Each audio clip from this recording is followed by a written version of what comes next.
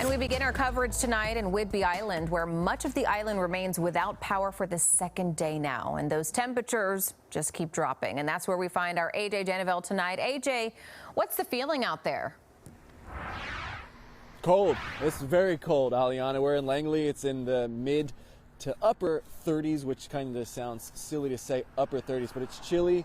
There are still thousands of folks here on the island without power. We're standing at one of the busiest parts of the island throughout the day. This gas station here, what folks are telling us, is one of the only pumps that has the type of gas that you need for your generator. We got some video from earlier so you can see what I'm talking about. People actually in line to get this gas.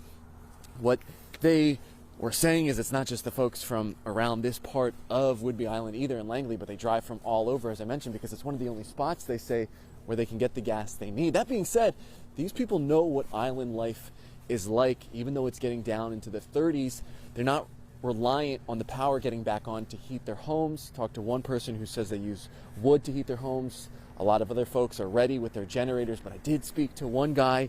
He drove out here all the way from Kentucky with some friends for a hunting trip. He got out to Whidbey Island on Monday right when the storm hit, and he's basically without the supplies he needs to just get by. I grabbed some snacks because all the restaurants are down. So yeah, there's no food. You know, we didn't pack to, we didn't go to the grocery store or anything like that. It was one of those, we'll be out here for a day and a half, 2 days. We'll eat when we eat. If we'll eat on the road, or, when we get back in, we'll stop and grab food. And I just drove around for the last 20 minutes trying to see if one restaurant is open, and nothing. Yeah, so beef jerky and potato chips tonight. Does not sound like a hearty meal for Adam. He tells me that they do have heat, but he's not able to get a warm shower. There are a lot of people who are asking the big question is, when will the power come back on? Looking up Puget Sound Energy, they're putting out information as much as they can. They've been working throughout the day. They say they're going to be working overnight to get the power back to as many people as they can, as quickly as they can.